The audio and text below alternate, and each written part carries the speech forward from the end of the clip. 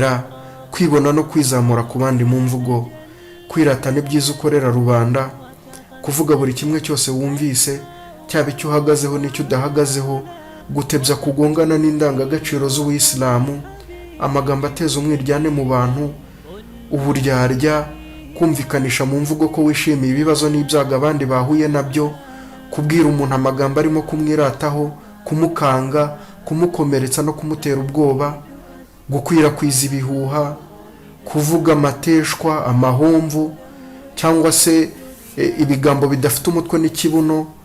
Ubwo ni ubuzima benshi muri twe biberamo, nyamara kandi ku rundi ruhande nuko Allahumma salli ala Muhammad. Abu Muhammad Shia, Uwisilamu bw'umwimerere. Bismillahirrahmanirrahim.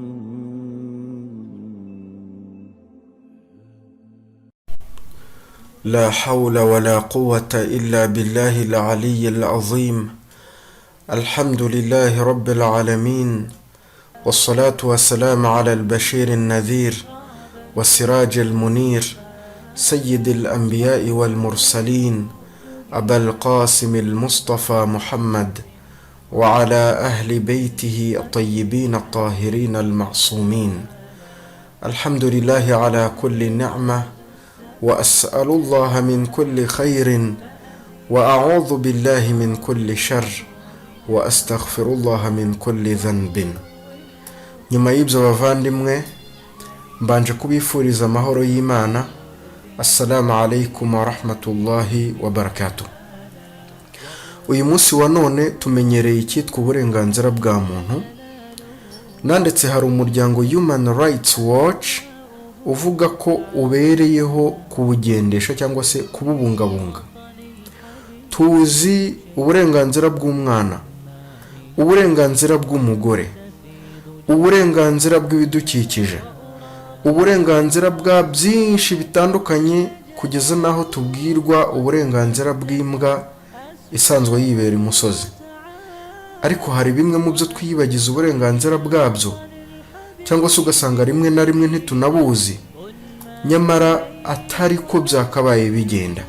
Ingingo z'imibiri yacu, kuva ku musatsi kugera ku rwara rw'ino, ibyo bice byose by'umubiri wacu bidufiteho uburenganzira.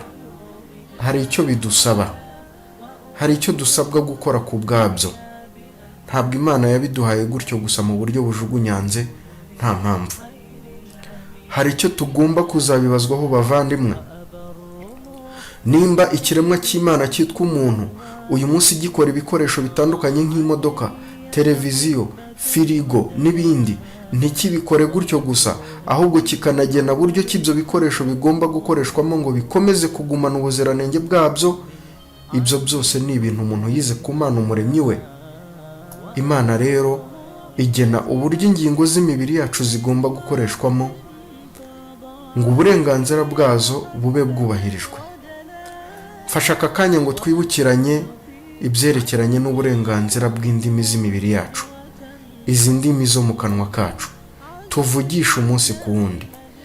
Imam Sajjada alayhi salam mu gitabo cye cyitwa Risalatul Huquq, ngira ngo twakivuzeho mu masomo yatambutse, mu ngingo zose zigize umubiri w'umuntu yatoranyije ururimi aba ari rwo ashyira ku mwanya wa mbere, aruheraho agaragaza ibyo turugomba. Ibyo ni kubw'umwanya n'agaciro ururimi rufite mu buzima bw'umuntu bwa buri munsi. Ururimi ni inyama ishobora kugira ibyo ishimangira mu bituza byacu, kuzasohokamo bikagorana, aho bakubwira ngo ijambo ribi rikomeretsa no kurusha ubugi bw'inkota. Ururimi ni inyama ishyira hanze ibyari biri mu mitima y'abantu bikajya habona bakamenyekana.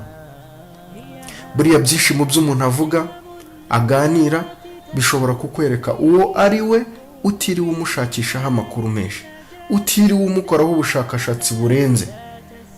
Umuntu ashobora kuvuga atari nawe wabwiye, ugahita umenya ngo uyu muntu n'uyu n'uyu, ugasobanukirwa uwo ari we, nimba ari umuntu mwiza cyangwa se ari umuntu mubi. Niyo mpamvu Imam Ali bin Abi Talib yagize ati: takallamu tu'rafu, fa innal mar'a makhbu'un tahta lisani. Allahu akbar. Ati nimuvuge mumenyekana bo muri bo, kuko umuntu amenyekanira mu byo avuga. Umuntu atavuze ntibyakoroha kumenya ngo ninde, agamije iki. Niyo mpamvu ururimi ari akanyama ko kubungabunga cyane, hagamijwe ko hubahirizwa uburenganzira bwako nk'uko Imana ibigena. Imam Sajjad alayhi salam mu kutwigisha uburenganzira tugomba indimi zacu atangira agira ati wa amma haqqul lisani fa ikramuhu anil khana. Ati uburenganzira bw'ururimi nuko ugomba icyambere kurwubahisha binyuze mu kwirinda kurusuzuguza, uruvugisha amagambo mabadakwiye. Naho icya kabiri wa ta'awiduhu ala alkhair, kurumenyereza kuvuga amagambo meza aboneye. Icya gatatu ari nacyo cya nyuma wa hamluhu ala aladab, kuruhatira kurangwa n'imivugire yuje uburere n'ikinyabupfura. Ibyo byose biri mu burenganzira tugomba guha indimi zacu. Ariko se turabyubahiriza? Uyu munsi usanga turangwa no kunegurana, kunyegana, gukwena abandi no kubapfobya mu mvugo. Turatukana tukanandagazanya, reka sinakubwira. Turabeshya ntidutinye no kubeshyera. Turi bagateranya abandi. Twirirwa dutaramiye ku ntenge z'abandi, ibyitwa ghiba. Ibyo byose biri mu bidakwiye tuvugisha indimi zacu umunsi ku wundi.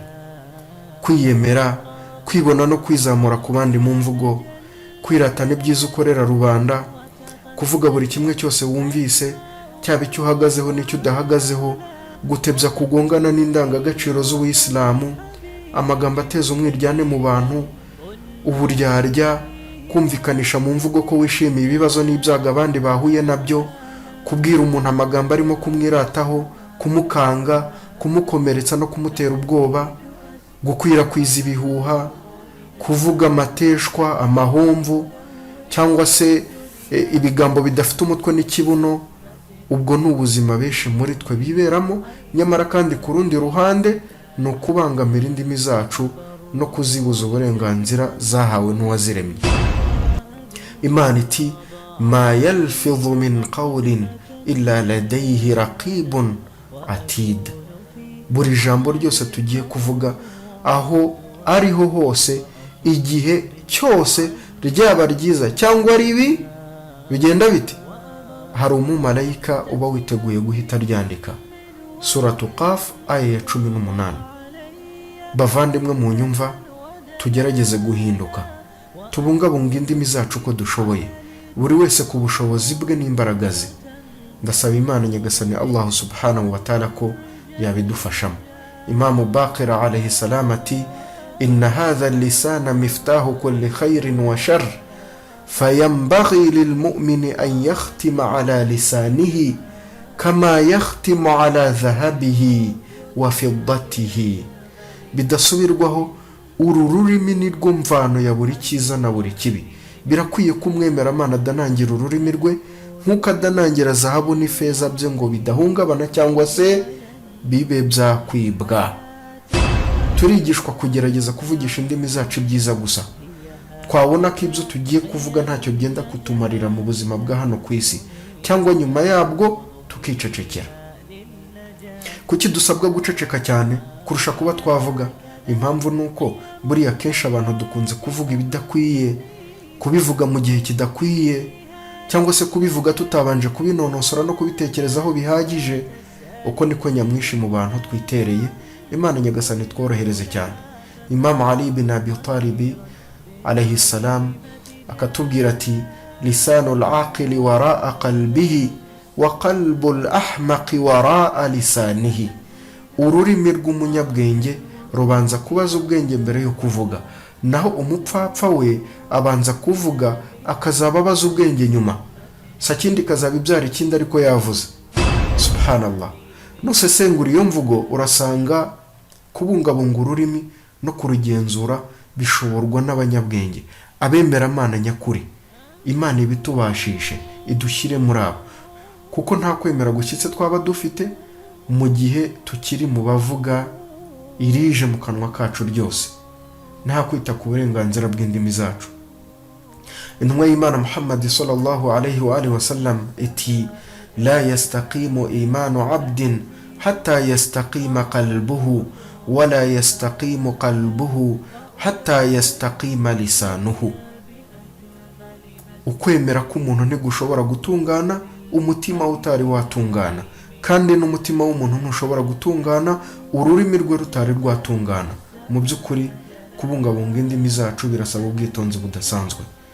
Intumwa y'Imana Muhammad sallallahu alayhi wa alihi wasallam iti buri uzirikana ko amagambo ye abarurirwa mu bikorwa bye, amagambo ye aba make cyane uretse gusa mu bintu koko bifite icyo biri bumwungure.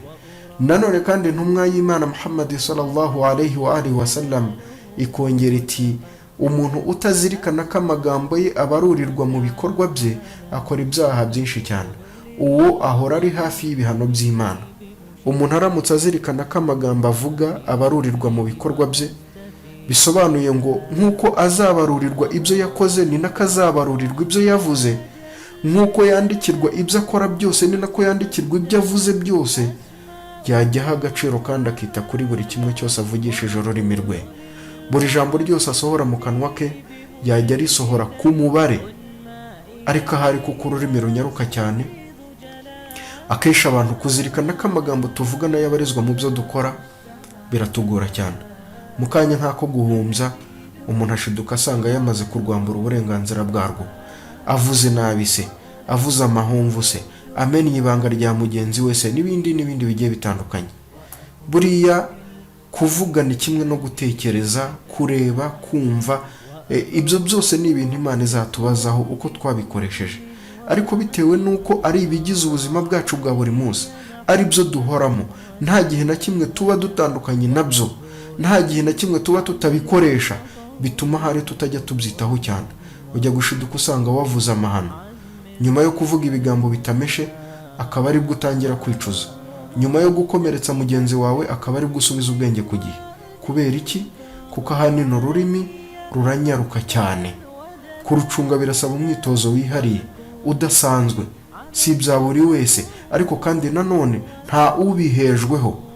Kurubungabunga ni process cyangwa se urugendo rufata igihe. Kururinda birasaba kwihangana gukomeye cyane. Bitari ibyo dufite byinshi byo kuzabazwa yaumul qiyama. Imana ibiturinde, idukuremo roho zacu ibona ko nta rubanza dufitanye n'indimi zacu. Dusoreze ku mvugo y'intumwa y'Imana Muhammad sallallahu alayhi wa alihi wasallam ikubiyemo uburenganzira bwose bw'indimi zacu ku bwakabaye, aho igira iti man kana yu'minu billahi wal yawmil akhir falyaqul khayran aw liyasmut. Uwemera Imana n'umunsi w'imperuka ajya avuga amagambo meza aboneye cyangwa yicecekere. Ururimi ruvugisha ibyiza cyangwa wicecekere, uzaba wubahirije uburenganzira bwose ugomba ururimi rwawe. Imana iduha ubushobozi budufasha kubungabunga indimi zacu, abatabusanganywe, kandi ababusanganywe nabo ibubongerere, kuko mu by'ukuri ari akazi katoroshye na gato. Nubwo dusanzwe tugendera ku mvugo ivuga ngo ururimi ni inyama yigenga, ariko kandi niyo nyama yakabaye yamburwa ubwigenge cyane kurenza izindi. Mana tugusabye ibyiza mu isi n'ibyiza mu buzima bwa nyuma. Mana tugusabye iherezo ryiza. Wa akhiru da'wana assalamu alaykum wa rahmatullahi wa barakatuh.